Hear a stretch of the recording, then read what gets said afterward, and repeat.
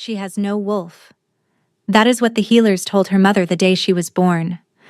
No spark of beast behind her eyes, no second heartbeat thrumming beneath her skin.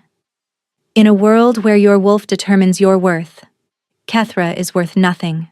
So when she arrives at the capital gates after 17 days of walking, her boots worn through, and her body half-starved, the guards barely glance at her. No wolf means no rank. No rank means no name worth recording. She is invisible. She has always been invisible, but she needs answers. And the only person who might have them is the Alpha King himself. She slips through the crowd gathered at the great stone square, shoulders hunched, head down. Thousands have come to witness the king's return from the Eastern campaign. Banners snap in the cold wind. Children sit on their father's shoulders. Wolves pace alongside their bonded humans, eyes bright with anticipation. Kethra has no wolf pacing beside her.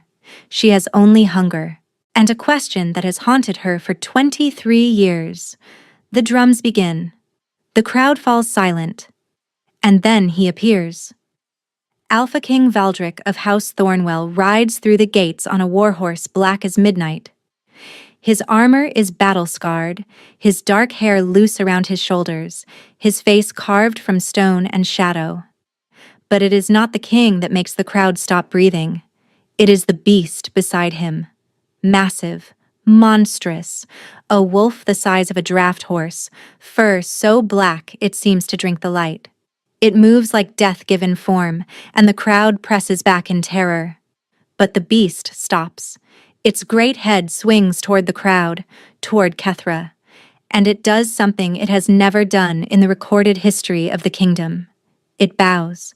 The silence is absolute. Every eye turns to the ragged, wolfless woman standing frozen in the square. And the Alpha King's gaze follows his beasts. Kethra had arrived in the square just before dawn. She remembered being hungry. She remembered the cold biting through her thin cloak somewhere around the 12th day of walking. But those sensations had faded into something dull and distant, replaced by a single thought that pulsed with every step. Keep moving. Find answers. Don't stop. She had almost stopped twice. Once, when a farmer's cart had passed her on the muddy road without slowing, the driver's eyes sliding over her like she wasn't there. Once, when she had collapsed against a milestone marker and considered simply closing her eyes forever. But her mother's voice had found her in that darkness. You are more than what they see, my love. You are more than what you lack. Kethra had risen. She had kept walking. And now she was here, standing in the great square of Ashenmoor, the capital city of the Northern Reach, surrounded by wolves and warriors and everything she would never be. The beast was still staring at her. Her mind refused to process what she had just witnessed. The creature, extraordinarily large, utterly terrifying, had lowered its head to the ground before her, like a subject before a queen, like a wolf acknowledging its master. But she had no wolf. She had never had a wolf. Why would it? You. The voice cut through her spiral. Deep, rough, commanding in a way that made something beneath her ribs tighten. The crowd parted instantly, and she looked up into eyes the color of storm clouds, gray-green and fierce and focused entirely on her. Alpha King Valdric dismounted in a single fluid movement. He was taller than she had expected, broader. The scars crossing his face told stories of battles survived, enemies defeated. Everything about him radiated power. Everything about him should have terrified her. Instead, Kethra felt something she hadn't felt in years. Seen. You made my beast bow, the king said. It wasn't a question. His voice carried an edge of disbelief, tightly controlled. How? Kethra's throat worked. I don't know. I didn't do anything. His eyes narrowed. You're lying. I'm not. Her voice cracked. I swear on my mother's grave, I don't understand what just happened. Something flickered across his face. He was studying her now, really studying her. The hollow cheeks, the road-worn clothes, the absolute absence of a wolf's presence at her side. She watched realization dawn. "You have no wolf," he said slowly. "No. No pack markings, no house insignia, nothing." Kethra lifted her chin, though it cost her every scrap of dignity she had left. "Nothing," the crowd murmured. She could feel their stares like brands on her skin, hot and sharp. A wolfless woman had made the king's legendary beast submit. It was unthinkable. It was heresy. It was sorcery, someone hissed from the crowd. "She's cursed the beast! Kill her! Burn her before she corrupts the king!" The shouts rose like a wave, crashing toward her. Kethra's pulse jumped. She took a step back, then another, but there was nowhere to go. The crowd pressed in on all sides, faces twisted with fear and fury. Silence. One word from the king. That was all it took. The crowd fell mute. Valdric hadn't moved, hadn't raised his voice, but the command in that single syllable was absolute. He turned back to Kethra, and this time his expression held something she couldn't name. "What is your name?" he asked. "Kethra." "Kethra what?" She hesitated. "Just Kethra. I have no house, no family name that I know of." "Where do you come from?" "A village called Grey Mist, in the southern marshes. It's small." "You wouldn't—" "I know it." A muscle worked in his cheek. "Why are you here?" "Because I'm searching for the woman who abandoned me as an infant. Because the dream started 6 months ago and I haven't slept a full night since. Because something inside me feels like it's waking up, and I don't know what it is." But she couldn't say any of that. Not here.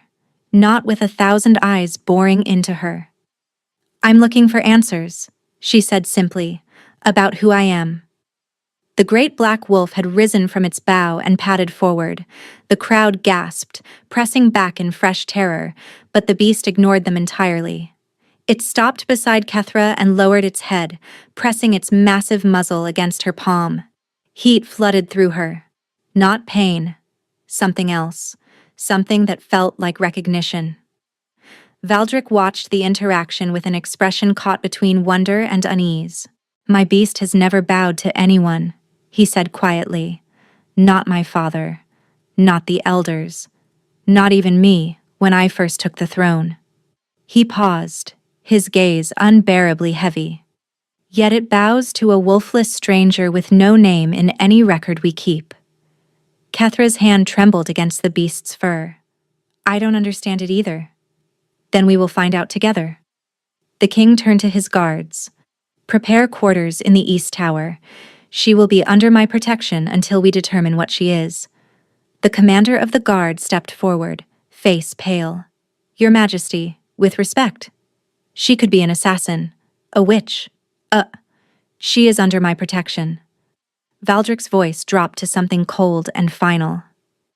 "Anyone who harms her answers to me." Kethra stared at him, stunned. 12 days ago she had been no one, invisible, worthless. Now the most powerful man in the kingdom was declaring her protected. And as the guards moved to escort her toward the towering fortress of black stone, Kethra felt the beast's amber gaze follow her, steady, certain, knowing. Like it had been waiting for her all along. The beast had never disobeyed him before. Valdric stood at the window of his war chamber, watching the strange woman being led across the courtyard below. She walked with her shoulders straight despite her obvious exhaustion, her chin lifted despite the hostile stares from every direction. Something stirred deep in his core. He crushed it immediately. "Run her name again," he said without turning. Senna, his chief advisor and keeper of records, looked up from the stack of ledgers she'd been rifling through for the past hour. "Your Majesty, I've checked every register we have. Birth records, pack registrations, migration logs, visitor scrolls, even the census of the unaffiliated." She paused, her weathered face troubled. "She doesn't exist." "Everyone exists somewhere. Not her." Senna set down her quill. "Kethra, no surname, no house, no pack. There is no record of anyone matching her description entering the kingdom. No record of her being born in Grey Mist or anywhere else in the southern marshes. No record of her family, her lineage, anything. She hesitated. It's as if she appeared from nowhere. Valdrick's teeth clenched, or someone erased her. The implication hung heavy in the air. Senna rose slowly. She was old enough to have served his father and his grandfather before him, and she was not easily shaken. But her eyes held something he rarely saw there, genuine uncertainty. "What happened in the square?" she said carefully. "Your beast." Bowed to her. Valdrick turned from the window. "I'm aware. It has never bowed. To anyone. Not in 200 years of recorded history." "I'm aware of that as well." "Then you understand why the council is already meeting." Senna's voice dropped. "Lord Ashwin has been in the chamber for an hour. He's calling for her execution before nightfall." Valdrick's hands clenched behind his back. Lord Ashwin. The snake who had opposed every decision Valdrick had made since taking the throne. Who had whispered in his father's ear about war and expansion and the necessity of brutality. Who had survived 4 kings and somehow managed to position himself at the center of power under each one. "On what grounds?" Valdrick asked, though he already knew the answer. "Sorcery. Corruption of the royal beast. Potential assassination plot." Senna's mouth twisted. "Take your pick. He has 3 separate charges prepared. And my beast's behavior? He claims she enchanted it. A spell. Dark magic from beyond the border." Valdrick exhaled slowly. He had fought battles that left him less tired than this. The truth was, he didn't understand what had happened any more than Ashwin did. His beast, Morak, the Black Terror, the shadow wolf that had bonded to his bloodline 7 generations ago, answered to no one. It tolerated Valdrick because the bond required it. It obeyed because instinct demanded it. But it had never shown submission, never lowered its head in deference, until a half-starved woman with no wolf and no name walked into his city. "I want to see her," Valdrick said. Senna's eyebrows rose. "Personally." "Did I stutter?" "Your Majesty, the council will not—" "The council serves at my pleasure." He moved toward the door. "And I have questions that require answers. Tell Ashwin he can wait." He found her in the East Tower room he'd assigned. It was comfortable but simple. A bed, a fire, a window overlooking the inner gardens. Not a prison, but certainly not a welcome either. The guards at her door straightened as he approached. He dismissed them with a gesture and stepped inside. She was standing at the window, still wearing the same travel-worn clothes, her dark hair tangled around her shoulders. She turned when he entered, and those eyes, storm-colored, just a shade darker than his own, met his without flinching. Most people couldn't hold his gaze for more than a few seconds. She held it without wavering. "You haven't eaten," he observed, noting the untouched tray on the small table. "I wasn't sure if it was poisoned. A ghost of something?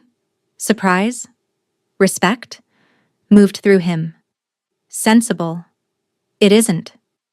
You'll forgive me if I don't take the word of the man who could execute me on a whim. I have no intention of executing you. Your council does." So she'd heard. He shouldn't have been surprised.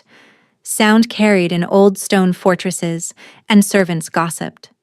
"My council advises," Valdrick said. "I decide." She studied him with an intensity that made something prickle along the back of his neck. "Why are you protecting me? You don't know who I am. I could be everything they're saying. A sorceress. An assassin. A threat." "Are you? No? Then we have no problem." "That's not an answer." She was right. It wasn't. But Valdrick didn't have a better one. Not one that made sense, even to himself. The truth was, the moment his beast had bowed, something had shifted inside him. A certainty he couldn't explain or ignore. The beast knew something he didn't, felt something he couldn't. And until he understood what that was, he would not let anyone touch her. My beast has never acknowledged anyone but my bloodline, he said quietly. It answers to the Thornwell wolves because of an ancient bond, blood magic, sealed generations ago. Kethra's expression flickered. I don't have any Thornwell blood. No. You don't have any blood on record at all. He paused. Which means either you're a ghost, or someone has gone to considerable trouble to make sure you don't exist. She was silent for a long moment. Then, softly, I was left as an infant at the edge of gray mist. A woman named Matilda raised me. She told me my mother appeared in the night, placed me in her arms, and begged her to keep me hidden. Then she vanished. Valdric felt something cold settle at his center. Hidden from whom? I don't know. Her voice was barely a whisper now. But 6 months ago, I started having dreams. The same dream, every night. A black wolf, running through snow, a fortress made of dark stone, and a voice telling me to come north. The fire crackled. Neither of them spoke. What did the voice say? Valdric asked finally. Kethra met his eyes. It said, he has been waiting for you. 3 days in the fortress, and Kethra still felt like she was dreaming. The bed was softer than anything she had ever slept on. The food appeared 3 times daily, rich and warm and plentiful. A servant had brought her new clothes, simple but well made, the fabric finer than anything she'd owned in her life. It should have felt like a gift. Instead, it felt like a trap with silk lining. She was allowed to move freely through the East Tower, but guards followed her everywhere. Polite, silent, watchful. When she walked the corridors, servants pressed themselves against walls and averted their eyes. When she entered the library seeking something to occupy her restless mind, the scholars gathered their books and fled as if she carried plague. Wolfless, nameless, unnatural. The whispers followed her like shadows. But it was the beast that unsettled her most. It appeared without warning, sometimes outside her window, sometimes at the far end of a hallway, always watching with those ancient sun-bright eyes.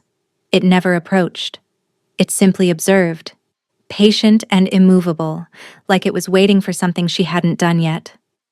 On the 3rd morning, she woke to find it lying across her doorway. You're not subtle, she told it, stepping carefully over its massive form. Morek's ears flicked. If wolves could look amused, this one did. She was heading toward the gardens, the one place where the walls didn't press so close, when she heard the crying. High and thin and muffled, the sound of a child trying desperately not to be heard. Kethra stopped. The guards behind her stopped as well, their faces carefully blank. Did you hear that? She asked. Hear what, miss? She ignored them and followed the sound. Down a narrow corridor, through an archway covered in climbing ivy, into a small courtyard she hadn't seen before, where an ancient oak spread bare branches toward the gray winter sky. A boy crouched at the base of the tree, small, maybe 7 or 8 years old, his knees pulled to his chest, his face buried in his arms. His shoulders shook with silent sobs. Hello? Kethra approached slowly. Are you hurt? The boy's head jerked up. His face was pale, streaked with tears, and his eyes, one brown, one startlingly blue, went wide with terror when he saw her. Please don't. I'm sorry. I'll go back, I promise. Just please don't. Hey! Hey! Kethra crouched to his level, keeping her voice soft. I'm not going to hurt you. I just heard you crying. The boy stared at her, frozen, like a rabbit before a hawk. What's your name? She asked gently. Prim. His voice was barely a whisper. My name is Prim. That's a nice name. I'm Kethra.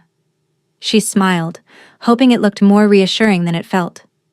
Why are you crying, Prim? His lower lip trembled. I ran away from lessons. Master Corbin says I'm useless because I can't shift yet, and none of the other children want to partner with me because I'm a late bloomer, and they say my wolf will probably be pathetic and— The words tumbled out in a rush, ending in a hiccup. Kethra's chest ached. She knew that pain. She had lived inside it for 23 years. "Can I tell you a secret?" she asked softly. Prim blinked, tears still wet on his cheeks. "What kind of secret?" "I don't have a wolf at all, never had one. The healers said I was born without." The boy's mismatched eyes went huge. "You don't have a wolf?" "Nope, not even a whisper of one." "But—" his brow furrowed. "But you're still alive. You're still here." "I am." Kethra reached out and gently brushed a tear from his cheek. "Having a wolf doesn't make you valuable, Prim. Being kind does. Being brave does. Everything else is just extra." Something happened in the boy's face. A loosening. A release. Like a knot finally coming undone. "Papa used to say that," he whispered. Before he trailed off, and Kethra didn't push. She simply sat beside him against the ancient oak and let the silence hold them both. That was how the king found them. Kethra heard the footsteps first. Heavy, deliberate, unmistakably Valdric's. She looked up to see him standing at the courtyard entrance, his expression unreadable as he took in the scene. "Your Majesty." The guards snapped to attention. Valdric ignored them. His eyes moved from Kethra to Prim, to their proximity against the tree, and something complicated moved through his expression. "Prim," he said. "Master Corbin is looking for you." The boy scrambled to his feet, but he didn't immediately run. Instead, he looked back at Kethra with an expression she couldn't quite name. "Thank you," he said quietly. For saying that." Then he was gone, darting past the king and disappearing into the corridor. Valdric watched him go. When he turned back to Kethra, his face had shifted, the stone mask cracking just slightly. "Prim is my nephew," he said. "My sister's son. His father was killed in the Eastern Campaign. The fighting has been ongoing for months, but the message about his death reached us only 8 weeks ago." Kethra's chest clenched. "I didn't know." "You wouldn't." He paused. "He hasn't spoken to anyone about his father since it happened. The healers are concerned. My sister is devastated." His eyes found hers. "What did you say to him?" "Nothing special. I just told him the truth, that having a wolf doesn't determine your worth." Something flickered in Valdric's expression. "You believe that?" "I've had to. Otherwise I would have stopped living a long time ago." The words hung between them, raw and honest and heavier than she'd intended. Valdric was quiet for a long moment. When he spoke again, his voice had lost its edge. "There's something I need you to see," he said, "in the archives. Something that might explain why my beast recognizes you." Kethra rose slowly. "What kind of something?" "A portrait." His teeth clenched briefly. "Painted over 200 years ago, of a woman who looks exactly like you." The world tilted. "What?" she breathed. Valdric extended his hand. "Come with me." And despite every instinct screaming that she was walking into something she couldn't undo, Kethra took it. The archives were buried deep beneath the fortress, carved into the living rock of the mountain itself. Valdric had been down here perhaps a dozen times in his life, once as a child, clutching his father's hand, once as a young man, searching for military records during his first campaign, and once after his father's death, looking for something he still couldn't name. He had never brought anyone else. The torchlight threw long shadows across the ancient walls as they descended. Kethra walked beside him in silence, her hand still warm where it rested in his. He should release it. There was no reason to keep holding on. He didn't let go. "These archives contain every record of House Thornwell since its founding," he said, more to break the silence than to inform. "Births, deaths, marriages, treaties. Everything deemed important enough to preserve." "And portraits?" Kethra's voice echoed slightly in the narrow stairwell. Some. The older ones are kept separately. They're fragile. What he didn't say was that the portrait he was taking her to see had been locked away for 2 centuries, sealed by his ancestor with orders that it never be viewed again. He had broken those orders 3 hours ago. The chamber at the bottom of the stairs was circular, lined with shelves that stretched toward a ceiling lost in darkness. Scrolls and bound volumes filled every available space, their leather spines cracked with age. The air smelled of dust and time and something faintly metallic. Valdric led her to the far wall, where a heavy cloth covered a frame nearly as tall as she was. "Before I show you this," he said, turning to face her, "I need you to understand something." Kethra met his eyes. Even here, in the dim underground chamber, she didn't look away, didn't cower, didn't defer. It was maddening. It was magnificent. "What I'm about to show you doesn't make sense," he continued. "I've had Senna research everything she can find, and there's no explanation that fits within reason." "I stopped expecting reason 3 days ago," Kethra said quietly. "When your beast bowed to me." "Fair point." Valdric reached for the cloth, hesitated, then pulled it away.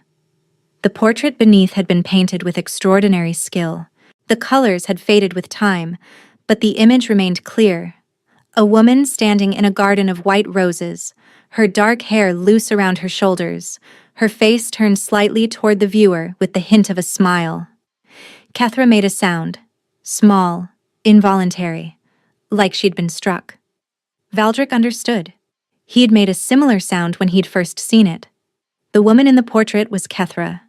Not similar, not resembling, identical. The same sea-glass eyes, the same curve of cheekbone, the same slight asymmetry in her smile, even the way she held herself, shoulders straight, chin lifted, defiant and graceful at once. "Her name was Seraphine," Valdric said. "She lived 217 years ago."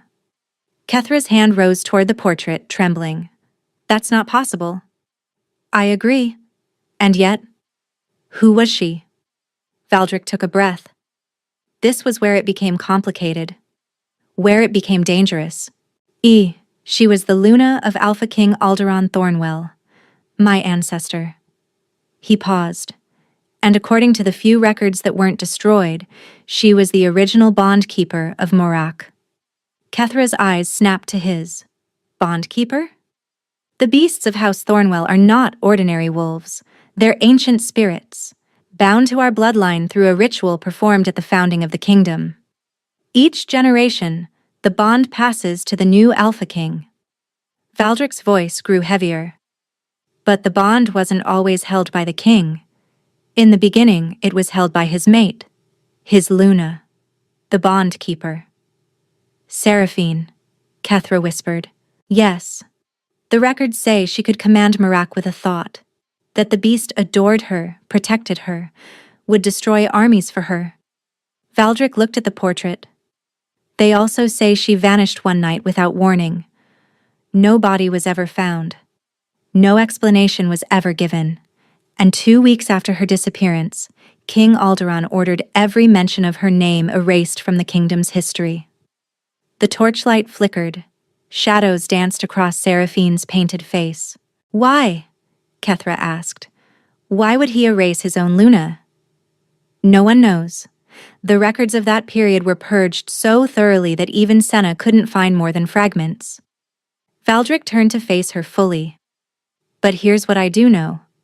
Morak has never bowed to anyone since Seraphine disappeared.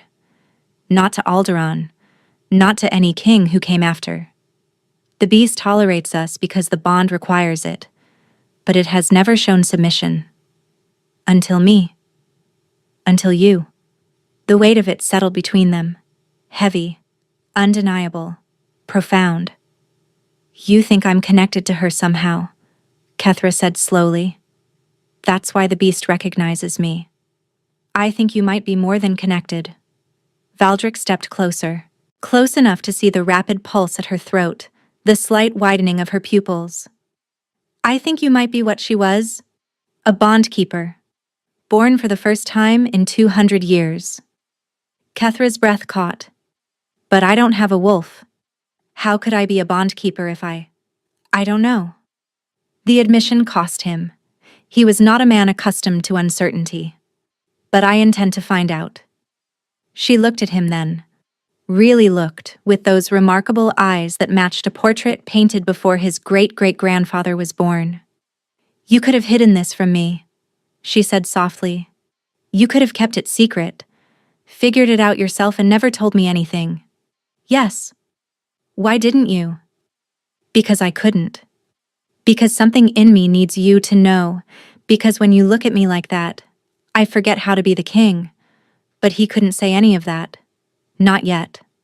Maybe not ever. Because you deserve the truth, he said instead. Whatever it is. Something shifted in her expression, softened. She reached out and her fingers brushed his wrist, light as a moth's wing, electric as lightning. Thank you, she whispered, for not treating me like a threat. Valdrick's blood rushed in a way it hadn't in years. His control nearly slipped. The council chamber fell silent when Valdrick entered. 23 lords and ladies sat around the great obsidian table, their wolves arranged behind them like living shadows. At the head of the table, in the seat closest to the throne, sat Lord Ashwin, his silver hair immaculate, his pale eyes sharp as broken glass. Your Majesty, Ashwin's voice dripped with courtesy. We were beginning to wonder if you would join us. I had matters to attend to. Valdrick took his seat at the throne, letting his gaze sweep the assembled council. I trust you've been occupying yourselves productively. We have been discussing the matter of the woman. Lady Vorn, ancient and iron-willed, folded her gnarled hands on the table. The one who allegedly bewitched your beast. She bewitched nothing. Valdrick's tone brooked no argument. Morak recognized her of its own accord. Recognized her as what, precisely? Lord Ashwin leaned forward, his wolf, a gray beast with yellow eyes, shifting restlessly behind him. She has no wolf, no bloodline, no existence in any record. And yet your beast, the sacred guardian of House Thornwell, abases itself before her like a pup. His lip curled. Either she is a sorceress of unprecedented power, or there is something you're not telling us. The challenge hung in the air. Valdrick considered his options. He could reveal the portrait, share what he'd discovered about Seraphine and the bond keepers, lay everything bare and let the council draw their own conclusions. Or he could wait, gather more information, protect Kethra until he understood exactly what she was and who might want to harm her. Because someone did want to harm her. He was certain of it now. The erasure of her records, the thoroughness of it. The way she had been hidden since infancy, tucked away in a distant village, kept invisible for 23 years. Someone had gone to extraordinary lengths to ensure she never existed. And now that she had emerged, that same someone would be watching, waiting. The investigation is ongoing, Valdrick said flatly. When I have answers, the council will be informed. And in the meantime? Ashwin's eyes glittered. She remains under your protection, in your fortress, with access to your beast and your household? Yes. Your Majesty, with the greatest respect. Your respect is noted, Lord Ashwin, as is your concern. Valdrick rose, signaling the end of discussion. The woman stays. Anyone who moves against her answers to me personally. Is that understood? Silence. Then, one by one, the council members inclined their heads. Even Ashwin, though his jaw was tight with barely suppressed fury. Valdrick strode from the chamber without looking back. He found Senna waiting in the corridor, her weathered face creased with worry. Lord Ashwin sent 3 ravens before the council began, she said quietly. My sources couldn't determine who received them. He's planning something. Almost certainly. Senna fell into step beside him. Your Majesty, there's something else. I found another fragment in the archives. About Seraphine. Valdrick stopped. What did it say? It was a page from King Alderon's personal journal. Most of it was destroyed, but one passage survived. Senna pulled a folded parchment from her robes. It says, "She carries what must not be born. If it lives, everything we built will burn." The words settled into Valdrick's bones like ice. She was pregnant, he realized. When she disappeared, Seraphine was carrying a child. That would be my interpretation as well. Senna's eyes were grave. A child that King Alderon apparently considered dangerous enough to destroy his own Luna to prevent. But she wasn't destroyed. She vanished. Yes. Which means the child may have lived. Valdrick's mind raced. A bloodline hidden for 200 years, passed down in secret, generation to generation until now. Senna nodded toward the east tower, visible through the corridor window. Until her. Valdrick stared at the tower where Kethra slept, unknowing, unaware of the storm gathering around her. A descendant of Seraphine, a bond-keeper's heir, carrying blood that someone 2 centuries ago had considered threatening enough to erase from existence. And now she was here, in his fortress, under his protection. "Double the guards on her chamber," he ordered. "I want eyes on Lord Ashwin at all times. Every message he sends, every visitor he receives, I want to know." "Consider it done." Senna hesitated. "Your Majesty, if she is what we believe, the Council will never accept her. You know what they'll demand." "I know." "And Lord Ashwin will use her against you. Frame her for treason. Claim she's manipulated you. He's been waiting for an opportunity to challenge your reign since your father died." "I know that too." "Then what will you do?" Valdrick looked at the east tower again. Somewhere in there, a woman who should have been nothing, no wolf, no rank, no name, was rewriting everything he understood about his kingdom, his beast, himself. "Whatever I have to," he said quietly. "Whatever it takes to keep her alive." Senna said nothing. But the look she gave him spoke volumes. That night, Valdrick dreamed of white roses and a woman who looked exactly like Kethra, standing in a garden that no longer existed, holding a child in her arms. "Protect her," the woman whispered. "She is the last. If she falls, everything falls with her." He woke to the sound of screaming. The fire started in the kitchens. Kethra was jolted from sleep by the smell of smoke and the shriek of alarm bells, her pulse jumping before she was fully conscious. She threw herself out of bed, still wearing the simple night shift the servants had provided, and wrenched open her door. Chaos greeted her. Servants ran through corridors filling with gray haze. Guards shouted orders that overlapped and contradicted each other. Somewhere below, a woman was screaming for water, for help, for someone to save the bread stores. "Miss Kethra!" One of her assigned guards appeared through the smoke, his face streaked with soot. "You need to stay in your room. The king's orders." "People are hurt down there," Kethra interrupted. "I can help." "Miss, I really must insist." But she was already pushing past him, following the screams toward the source of the flames. The main kitchen was an inferno. Flames licked up the ancient wooden beams, devouring the ceiling in hungry gulps. A cluster of servants huddled near the entrance, coughing and crying, while kitchen workers stumbled out with burns on their arms and faces. "Is everyone out?" Kethra grabbed the nearest person, a young woman barely older than herself, her apron singed and smoking. "Is everyone accounted for?" "The children," the woman gasped. "The baker's children. They sleep in the back room." I couldn't." Kethra didn't think. She ran. The heat hit her like a physical force, stealing the breath from her lungs, scorching her skin through the thin night shift. Flames roared on all sides, their voices drowning out everything else. She couldn't see, could barely breathe. But somewhere ahead, she heard crying. "Hello?" she shouted. "Can you hear me?" "Here, we're here." A child's voice, high and terrified. Kethra found them huddled in the corner of a small storage room. 2 children, A boy and a girl, no older than 5 or 6. The girl was sobbing.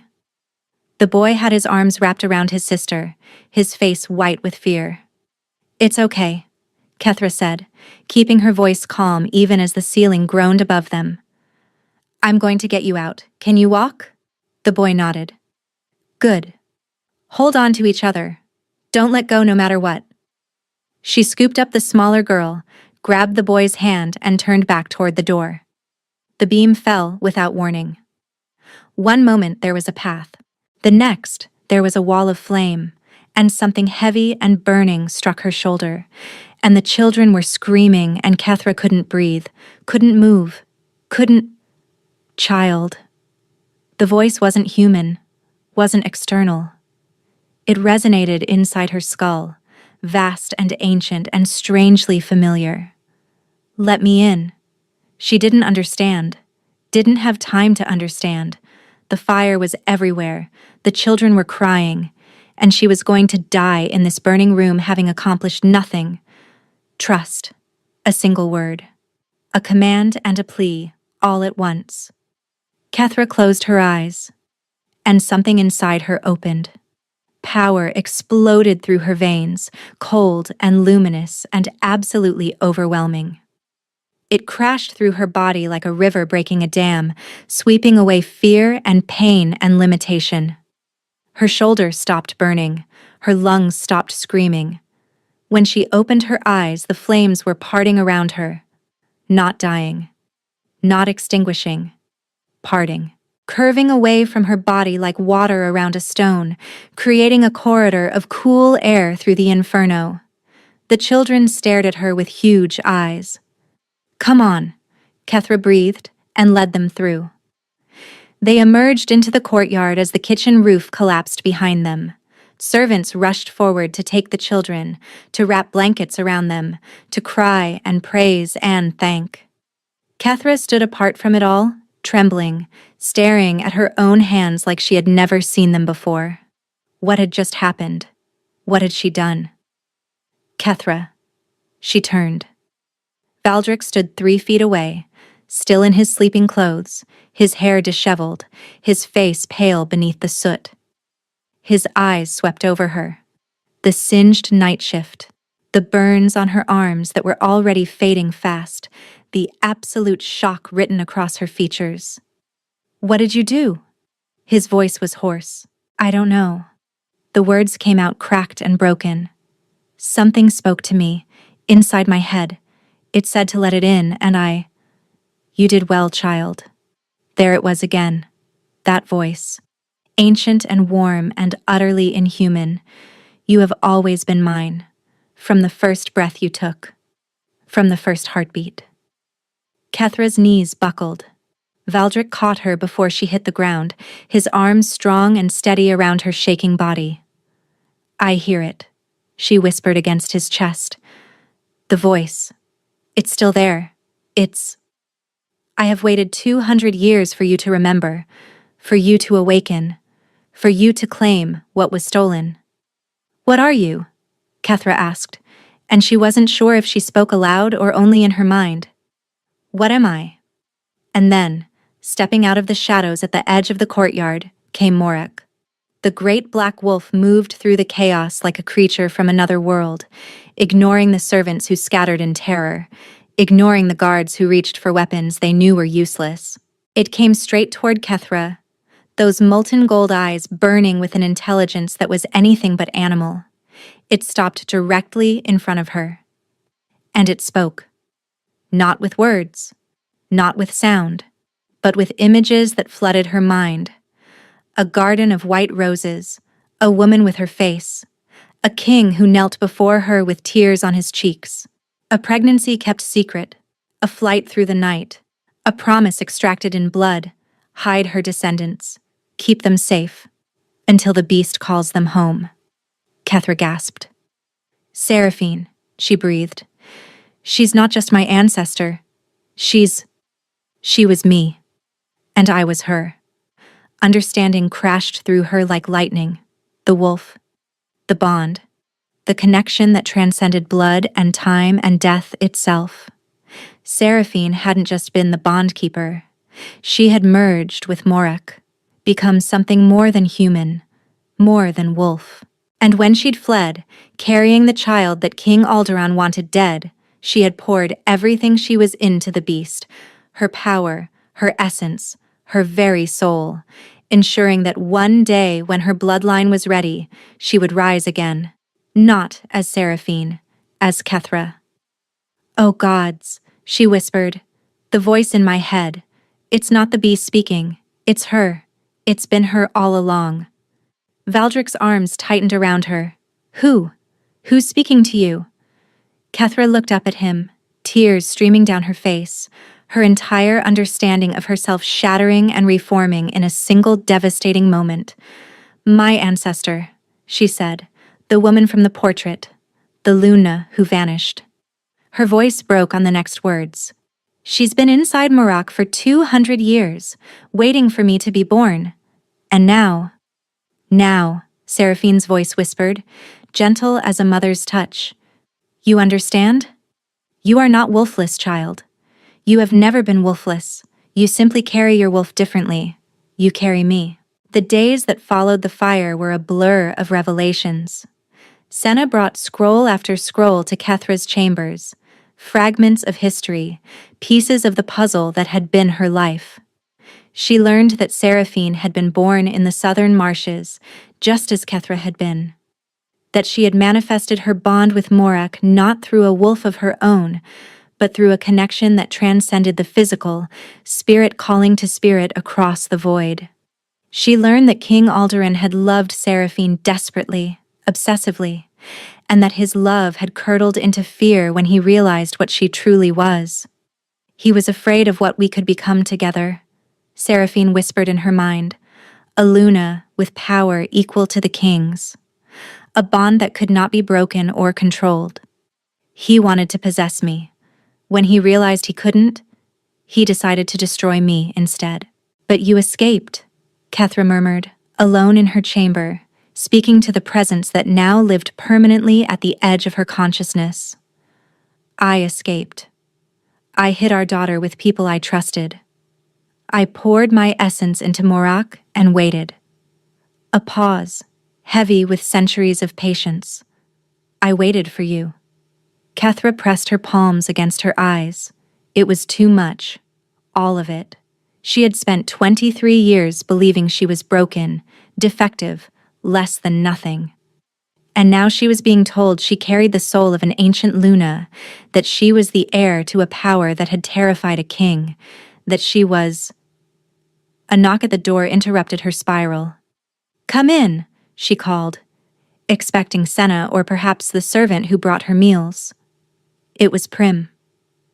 The boy slipped through the door like a small ghost, his mismatched eyes huge in his pale face. He was carrying something, a bundle of cloth clutched against his chest. "Prim?" Kethra rose immediately. "What's wrong? You look... They're coming for you," he whispered. "Tonight. I heard them talking." Ice flooded her veins. "Who? Who's coming?" "Lord Ashwin. He was meeting with some soldiers in the East Corridor. I was hiding because I didn't want to go to lessons and I heard everything." Prim's voice trembled. "He said the king has been bewitched. He said you have to die before you corrupt the kingdom. He said..." The boy's face crumpled. "He said they're going to make it look like an accident, like you attacked the king and the guards had to stop you." Kethra's mind raced.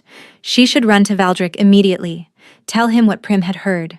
Let him handle it with guards and authority and the full weight of the throne. But something stopped her. "Careful, child." Seraphine's voice was sharp with warning. "Ashwin has been planning this for days. If you go to the king now, you tip your hand. He'll adapt. Find another way. Strike when you're not expecting it." "Where is the king now?" Kethra asked Prim. "In the council chamber. Lord Ashwin called an emergency session." The boy's hands tightened on his bundle. "That's why I came. They've separated you.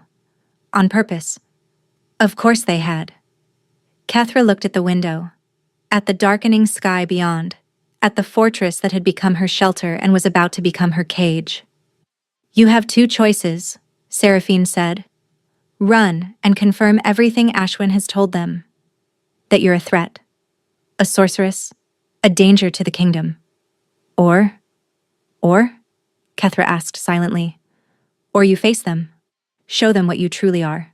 Not a monster, not a witch, but a Luna. Kethra's pulse raced. I don't know how to do that. I don't know how to use this power. I could hurt someone. I could. You won't. The voice was steady, certain. I am with you. I have always been with you. And tonight, we face our fate together. The door burst open. 6 soldiers in Ashwin's colors poured into the room, swords drawn. Kethra grabbed Prim and pushed him behind her instinctively, her body a shield between the child and the blades. Take the witch, the lead soldier commanded. The boy, too. He's seen too much. He's a child, Kethra shouted. The king's nephew. You can't. Lord Ashwin's orders supersede the king's in matters of kingdom security. The soldier smiled coldly. And by morning, Lord Ashwin will be regent. The bewitched king will be confined for his own protection, and you will be dead. They moved forward. Kethra felt the power surge inside her. Seraphine's essence, Morak's strength, 200 years of waiting finally unleashed. Pale fire blazed from her skin, and the soldiers stumbled back, shielding their eyes. Run, Prim, she commanded. Find the king. Tell him everything. But, now! The boy ran. 2 soldiers moved to pursue him, but Kethra stepped into their path, and the light around her flared brighter, driving them back. You want me?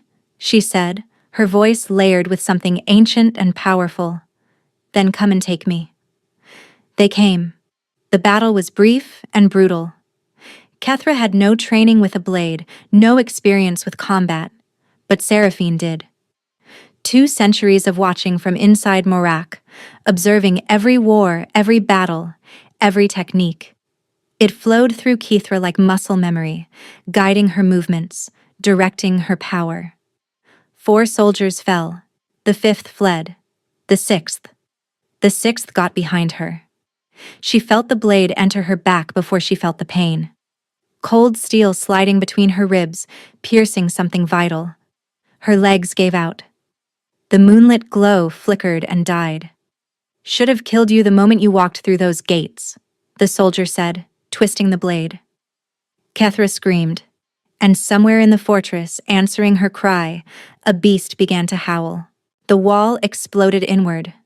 Morak came through in a storm of black fur and golden fury, massive jaws closing around the soldier before he could even turn. The man's scream was brief, wet, final. Then the beast was beside her, its great head lowering to her face, eyes filled with something that looked terrifyingly like grief. No, Seraphine's voice was frantic now. No, no, no. Not like this. Not when we finally... It's okay, Kethra whispered, blood bubbling on her lips. It's okay. I understand now. Why you waited. Why you chose me. Child, please. He's coming. Kethra could hear the footsteps thundering down the corridor. Could feel, somehow, the terror and rage blazing through a bond she hadn't known existed until this moment. Valdric is coming. He'll be here. You cannot die. I will not allow it. You can't stop it. Watch me. Power slammed into Kethra. Not gentle, not gradual, but a tidal wave of luminous energy that burned through every cell in her body. She felt Seraphine pouring into her, merging with her, 2 souls becoming one in a desperate, reckless attempt to heal what couldn't be healed.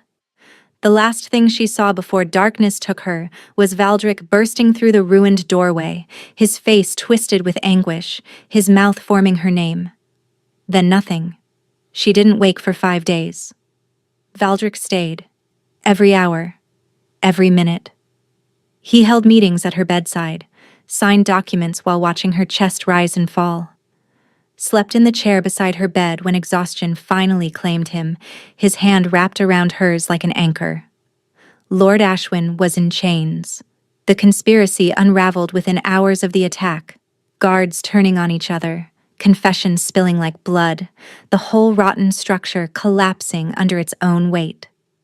Ashwin himself had tried to flee and been stopped by Morak, who had planted itself in front of the fortress gates and refused to move until the soldiers brought the traitor down. The beast hadn't left Kethra's side since. It lay at the foot of her bed now, its ancient gaze fixed on her still face with an intensity that made Valdric's chest ache. He understood that intensity. He felt it himself, burning through him every time he looked at her. "You knew," he said to the beast quietly.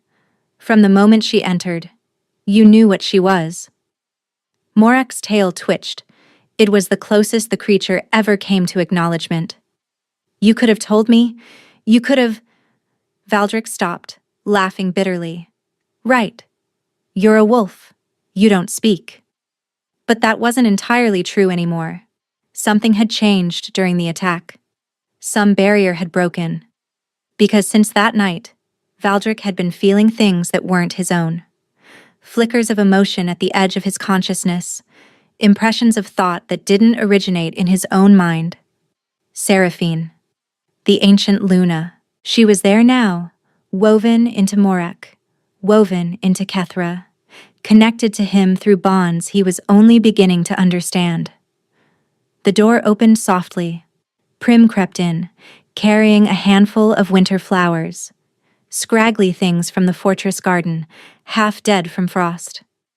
"I brought these for her," he said, setting them carefully on the bedside table. "Mother says flowers help sick people feel better." Valdric's throat tightened. "That's very kind of you. She saved me." Prim climbed into the chair across from Valdric, his small face solemn. "In the fire. And again when the soldiers came. She put herself in front of me both times. She's brave. She's family." Valdric looked at his nephew sharply. Prim met his eyes without flinching. The same way Kethra always did. "Papa used to say that family isn't about blood," Prim continued. "It's about who shows up when things get scary. Who stands in front of you when the bad things come." He looked at Kethra's still face. "She showed up. She stood in front of me. So she's family now." Out of the mouths of children. Valdric reached over and squeezed Prim's hand. "You're right," he said quietly. "She is." A small sound came from the bed. Both of them went rigid. Morak's head snapped up, ears pricked forward. Kethra's eyes opened. Fog and forest, confused and miraculously alive. "Valdric!" Her voice was a rasp, barely audible. He was at her side in an instant, cupping her face in his hands, searching her eyes for any sign of damage or corruption. But all he saw was her. Just her. The woman who had walked into his city with nothing and somehow become everything. "You're awake," he breathed. "You're actually— I had the strangest dream." She smiled weakly. "There was a woman who looked like me, and a wolf, and they were arguing about whether I was allowed to die." "We were not arguing," came a voice in Valdric's mind, gentle, amused, achingly familiar. "We were negotiating." He blinked. "Did you hear that?" Kethra's smile widened slightly. "Yes, I think we all hear each other now." She looked at Morak. "The bond is complete. Seraphine, Morak, me, and you. All connected." Valdric should have been frightened, should have been concerned about the implications, the politics, the 1,000 ways this could go wrong. Instead, he felt something he hadn't experienced since childhood.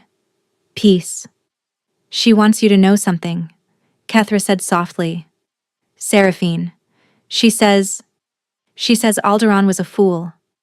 That power shared between mates isn't weakness, it's strength."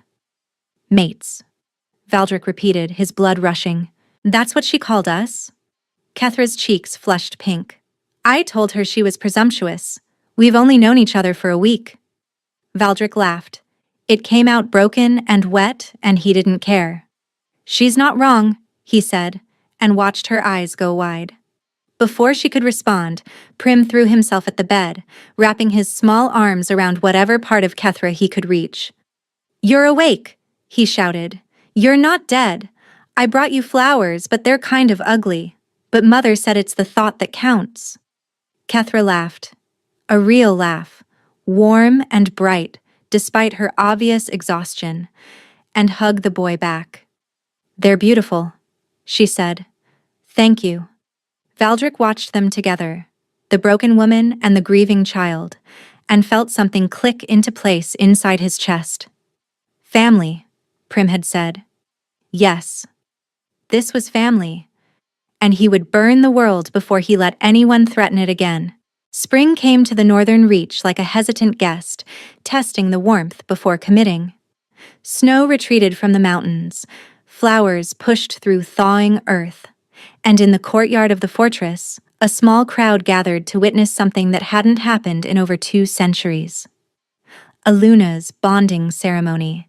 Kethra stood at the center of the ancient stone circle, wearing a gown of silver and midnight blue that the seamstresses had worked on for weeks. Her hair was braided with winter roses, white ones, like the garden in Seraphine's portrait. At her feet, Marak lay in magnificent repose, amber eyes calm and knowing. Across from her stood Valdric. He was dressed formally, the crown of House Thornwell resting on his dark hair, every inch the Alpha King. But when he looked at her, his eyes softened in a way that made her chest tighten. "Are you ready?" he asked quietly, for her ears only. "Are you?" she countered. "I'm about to become the most powerful Luna in your kingdom's history. Your council might revolt. Half of them already have, the other half are too afraid of Marak to try." She laughed despite herself. The high priestess began the ceremony. Ancient words in the old tongue, blessings and bonds and promises that would outlast both their mortal lives. Kethra listened with half an ear, most of her attention fixed on Valdric's face. 3 months ago, she had been no one. Wolfless, nameless, invisible. Now she stood at the center of everything, carrying an ancient Luna's soul, bonded to a legendary beast, about to marry a king who looked at her like she'd hung the stars. "Funny how things work out," Seraphine whispered warmly. Insufferable, Kethra thought back, but she was smiling. The priestess reached the final blessing. Valdric took Kethra's hands in his. "Before the old gods and the new," he said, his voice carrying across the courtyard. "I take this woman as my Luna, my equal, my mate." His grip tightened. "I give her my protection, my loyalty, and my heart, from this day until my last." Kethra felt tears prick her eyes. She blinked them back furiously. "Before the old gods and the new," she repeated. "I take this man as my alpha, my equal, my mate. I give him my protection, my loyalty, and my heart, from this day until my last." The priestess smiled. "Then let it be witnessed and sealed." Valdric kissed her. The crowd erupted in cheers. Somewhere in the noise, Kethra heard Prim's voice shouting something enthusiastic about finally having a proper aunt. Morak rose to its feet and howled, a sound of pure triumph that echoed off the mountains and rolled across the kingdom. When they finally broke apart, Valdric rested his forehead against hers. "I love you," he said quietly, the words meant for her alone. "I have loved you since you walked into my city and demanded I find your answers. I have loved you since you stood between fire and children without hesitation. I have loved you since you looked at me without fear and made me want to be worthy of that look." Kethra's heart overflowed. "I love you too," she whispered. "I think I have since you knelt before me that first day and asked what I needed instead of what I was." He kissed her again, softer this time. A promise. When they turned to face the crowd, hands linked, Kethra caught sight of Prim pushing through to the front, his face shining with joy. "Does this mean I can call you Aunt Kethra now?" he demanded. She laughed, bending to scoop him into a hug. "You can call me whatever you want." "Good." He wrapped his arms around her neck. "Because Uncle Valdric has been moping for weeks and it's been really annoying. Now maybe he'll smile more." Valdric made an indignant noise. Kethra laughed harder. This, Seraphine's voice came, warm and content, and finally at peace. This is what I waited for. Not power, not revenge. This, family, love, home. Cathra looked at Valdric, at Prim, at the great black wolf that pressed against her side like a shadow that had finally found its light.